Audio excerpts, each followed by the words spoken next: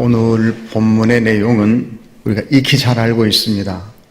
30일 동안 왕위에 어떤 사람이나 어떤 신에게 무엇을 구하면 사자굴에 집어넣는다고 하는 금령이 발표되어 있습니다.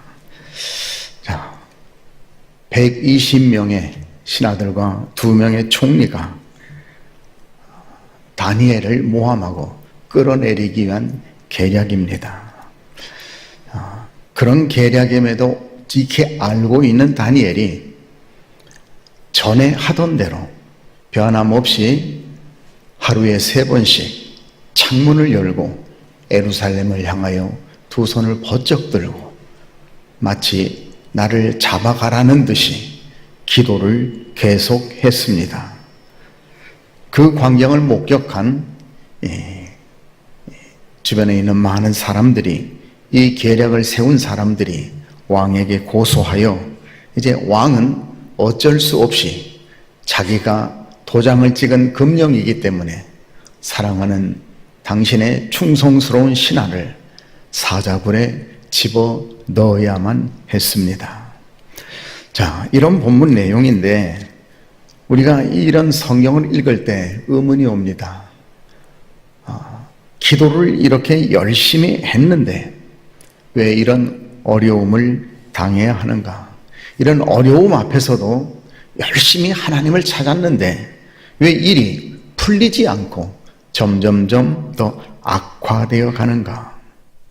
전능하신 하나님은 어찌하여 이런 일들을 생기지 않도록 막아주시지 않고 점점 더 악화되도록 버려두시는가? 하나님이 살아계시면 이런 금령을 만들고자 할 때 하나님이 그들을 막아주셔야 했어요. 그리고 그런 금령이 만들어졌다 할지라도 왕이 도장을 찍지 못하도록 해주셔야 합니다. 그런데 하나님은 마치 방관하셨고 하나님은 이 악한 자들을 마치 도와주는 것처럼 아주 틀림없는 법, 아무도 빠져나갈 수 없는 법을 만들도록 오히려 하나님의 악인들에게 악한 지혜를 주어서 도와주셨습니다. 또한 다니엘은 알고 있기에 30일 동안 기도를 그쳐도 됩니다. 30일 동안 기도를 그쳤다고 해서 하나님이 다니엘을 버리시겠습니까? 아니면 30일 동안 기도를 계속한다고 할지라도 아무도 모르게 할 수 있습니다. 깜깜한 밤에 커튼을 쳐놓고 이불 속에서 얼마든지 창문을 닫고 기도할 수 있는데 보란 듯이 전에 하던 대로 창문을 열고 예루살렘을 향해서 하루에 3번씩 다 보는 데서 기도를 했습니다. 자, 이러한 전후 문맥은 우리가 쉽게 받아들이고 이해하기가 쉽지 않습니다. 왜 그랬을까? 다니엘이 이런 고소를 당했을 때 그 주변 상황은 궁궐하는 모두가 하나 되어서 다니엘을 사자굴에 집어넣어야 된다고 시위를 하고 있습니다. 쉽게 이해하자면 요즘 우리나라의 촛불 시위처럼 전체가 똘똘 뭉쳐 하나 되어서 한 사람 다니엘을 숙청하라고 소리를 지르고 있습니다. 다니엘의 총리 관자나 다니엘의 집에는 마치 큰 확성기를 그곳에 틀어놓고 떠드는 것 같았습니다. 뒤늦게 이런 사실을 알게 된 왕이지만 왕의 권력으로도 어찌할 수 없는 난감한 상황입니다. 자신이 가장 아끼고 자신을 가장 위해주는 다니엘, 이 다니엘을 구할 방법이 왕이지만 전혀 없었습니다. 대적자들은 이제는 만세를 부르며 아주 축제 분위기에 들떠 있습니다. 주변에 있던 모든 사람들은 다니엘을 갑자기 떠났습니다. 평상시 다니엘의 얼굴을 제대로 쳐다보지도 못하던 사람들도 다니엘을 비웃고 지나갑니다. 다니엘에게 큰 은혜를 입었던 사람들도 다니엘에게 다 등을 돌렸습니다. 하나님은 오히려 대적자들을 도와주셨고 다니엘을 향해서는 침묵하고 계십니다. 방관하고 있습니다. 하나님이 다니엘을 이처럼 방관하면 안 되는 거 아닙니까? 다니엘은 극심한 스트레스로 인해서 정상적인 사고나 정상적인 생활을 할 수 없을 정도로 힘들어져 있습니다. 다니엘은 그동안 쌓았던 모든 것이 한순간에 다 무너져 내려버리는 그런 시간입니다. 누가 봐도 다니엘은 이제 끝났습니다. 마지막입니다. 다니엘은 죽었습니다. 다니엘은 그럼에도 불구하고 어떤 정치적인 방법을 구하거나 다른 인간적인 세상적인 방법을 전혀 구하지 않고 계속해서 하나님 앞에 기도만 했습니다. 그럼 이런 상황에서 변함없이 전에 하던 대로 하나님 앞에 계속 기도할 수 있었던 그런 이유가 무엇일까? 그것은 우리가 익히 아는 대로 하나님이 다니엘을 그럼에도 불구하고 기도할 수 있도록 다니엘에게 임재해 주시고 다니엘의 인생 속에 하나님이 개입해 주셔서 나타나셨기 때문입니다. 하나님은 이 위기를 극복할 수 있는 유일한 길은 그럼에도 불구하고 하나님을 붙들고 기도하는 이 길밖에는 없다는 것을 다니엘에게 깨닫게 해 주셨습니다. 하나님은 다니엘에게 생과 사는, 인생의 삶과 죽음은 오직 하나님의 손에 있다는 것을 믿게 해 주셨습니다.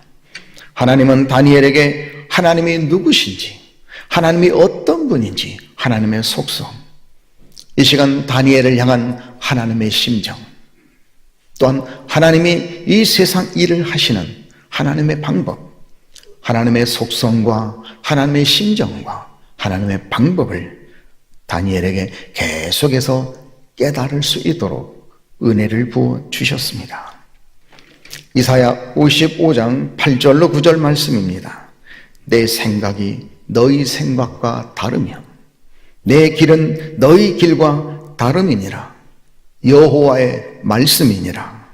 이는 하늘이 땅보다 높음같이 내 길은 너희 길보다 높으며 내 생각은 너희 생각보다 높음이니라. 아멘. 하나님의 말씀이 다니엘의 심령 속에 단비처럼 계속 쏟아져 부어왔습니다. 사랑하는 여러분, 하나님은 어떤 분입니까? 하나님은 사랑하는 자녀들을 이 세상 그 어떤 공격과 위협 앞에서도 죽음의 위기 앞에서도 가장 안전하게 지켜주실 수 있고 책임져 주실 수 있는 전능하신 하나님인 줄 믿습니다. 이 시간 다니엘을 향한 하나님의 심정은 평생 하나님을 바라보며 살아온 다니엘에게 변함없이 하나님만 바라보고 하나님만 구하는 다니엘에게 가장 행복한 다니엘의 노년을 만들어주고 싶었습니다. 어린 나이에 포로로 끌려와서 가진 고생을 다하고 하나님의 은혜와 하나님의 은총으로 이처럼 높은 직위에 올라서 왕에게 충성하고 있지만 주변에 있는 많은 대신들과 다른 총리들은 다니엘의 눈의 가시였습니다. 자신들이 부귀영화를 누릴 수 있는 많은 기회와 권력을 가지고 있음에도 불구하고 다니엘 때문에 그들은 자신들의 그런 전략을 펴나갈 수가 없었습니다. 부정부패를 일삼을 수가 없도록 다니엘이 왕을 도와 정직한 정치를 하고 있기 때문에 그들은 다니엘이 정말 눈의 가시였습니다. 많은 모함과 많은 시기와 질투를 받으면서 피곤한 인생을 살아왔습니다. 하나님이 이렇게 이방 땅에서 피곤한 인생을 살아온 다니엘, 80이 넘은 다니엘에게 이제 다니엘의 노후를 어느 누구보다도 어느 때보다도 가장 행복하고 편안하게 만들어주고 싶었던 것입니다. 하나님은 그동안 사사건건 시비와 모함하는 다니엘의 모든 대적자들을 이제는 다시는 보지 않도록, 그들이 다시는 나타나서 다니엘을 시기하고 모함하고 건드리지 못하도록 일순간에 제거해주고 싶으셨습니다. 하나님이 목적이 되는 믿음의 사람으로 다니엘을 굳게 세워주고 싶었습니다. 하나님은 허상이 아니고 실상인 것을 온 세상에 나타내 보여주고 싶었습니다. 다니엘은 하나님 한 분만으로 만족하고 하나님 한 분만으로 충분하게 남은 인생을 살 수 있도록 해주고 싶었습니다. 다니엘이 하나님이 끝까지 기도하는 다니엘에게 주신 그런 은혜와 복은 무엇입니까? 하나님이 어느 때보다도 더 강하게 구체적으로 임재 나타나 주셨습니다. 하나님은 허상이 아니고 실상이니까. 믿음이라는 단어가 추상명사이기 때문에 예나 지금이나 많은 사람들이 성경을 읽지만 하나님을 구체적으로 실체적으로 만나지 못하고 허상으로 알고 있기에 추상적 개념으로 생각하기가 쉽습니다. 많은 사람들이 하나님을 만나지 못하기 때문에 실체적으로 구체적으로 하나님을 예배 속에서 기도 속에서 말씀 속에서 삶 속에서 만나는 체험이 부족하고 없기 때문에 자신도 모르는 사이에 하나님을 믿음을 추상적 개념으로 전락시킵니다. 추상적 개념으로 바꿔갑니다. 자신이 못 만나니까. 그래서 윤리와 도덕으로 흘러가게 됩니다. 하나님을 드러내는 것이 아니라 하나님은 수단과 한 방법으로 전락해버리고 하나님이 목적이 아닌 하나님의 방편으로 전락해버립니다. 이런 시대, 이런 삶 속에서 하나님은 다니엘에게 하나님이 목적인 기도를 하게 했습니다. 내 목숨을 살려달라든가, 저 원수들을 무찔러 달라든가, 이 위기에서 나를 건져달라는 기도가 아니라 하나님이 목적인 기도, 하나님이 수단이나 방법으로 이용되지 않고 나의 목적을 달성하기 위한 어떤 방편이 아니라 하나님이 목적인, 하나님이 다니엘 인생의 정거장이 아니라 하나님은 다니엘 인생의 종착역이 되어 주셨습니다. 하나님은 다니엘의 전부가 되어 주셨습니다. 기도하는 다니엘에게 하나님은 두려움이 점점 사라지게 하시고 그 어느 때보다도 평안하고 그 어느 때보다도 침착하고 그 어느 때보다도 하늘을 향한 소망이 커지게 해 주셨습니다. 하나님은 다니엘의 노후가 그 어느 때보다도 행복할 수 있도록 그동안 다니엘을 시기했던 모든 대적들을 한꺼번에 제거해 주셨습니다. 홍해바다에 애굽의 군사를 몰살시켜서 600년 동안 애굽이 이스라엘을 넘보지 못하게 했던 것처럼 오늘 본전 애굽의 군사들을 다시는 볼 수 없게 해주셨던 것처럼 그동안 다니엘을 시기했던 모든 사람들을 다시는 볼 수 없도록 우리 하나님이 만들어 주셨습니다. 더욱 하나님의 말씀의 깊이를 깨닫게 해주셨고 하나님이 누구신지, 하나님의 심정이 어떠한지, 하나님의 세상을 다스리는, 하나님이 자신의 사람들을 다스려 주시는, 보호해 주시는 하나님의 방법이 무엇인지를 분명하게 알게 해 주셨습니다. 우리는 하나님을 믿고 예수의 이름을 부르며 이 세상을 살아가지만 때로는 다니엘처럼 기도를 해왔고 기도를 열심히 하고 있는데 내가 당한 위기와 문제 앞에서 기도를 하고 있음에도 불구하고 기도했기 때문에 문제가 더 어려워진 경우를 우리는 당할 수 있습니다.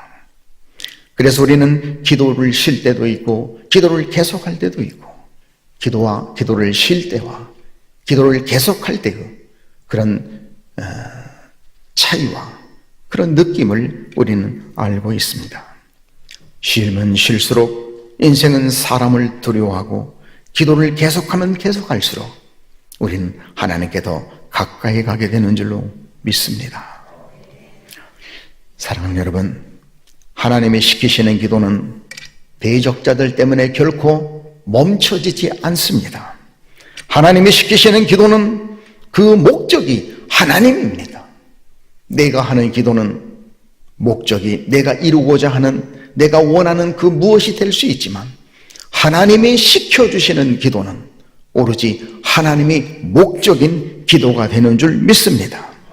하나님이 시키시는 기도는 하나님으로 만족하게 해주십니다. 하나님이 시키시는 기도는 하나님으로 충분하게 해주십니다. 기도는 인생의 위기를 넘어가게 하는 하나님의 유일한 은혜고 방법인 줄로 믿습니다. 성도라 함은 인생을 흔드는 수많은 문제 속에서 하나님의 방법으로 살아가는 자가 진정한 성도인 줄로 믿습니다. 성도는 하나님을 인생의 정거장으로 이용하는 것이 아니라 인생의 종착역으로 믿고 사는 자가 진정한 성도인 줄로 믿습니다. 성도의 믿음은 결코 허상이 아니라 실상인 줄로 믿습니다. 진정한 믿음은 추상적인 개념이 아니라 실제적인 믿음인 줄로 믿습니다. 진정한 성도는 추상적 믿음으로 사는 인생이 아니라 실체적 믿음으로 사는 인생, 즉 하나님이 목적인 인생, 하나님이 종착역인 인생, 그런 인생의 진정한 하나님의 성도인 줄로 믿습니다.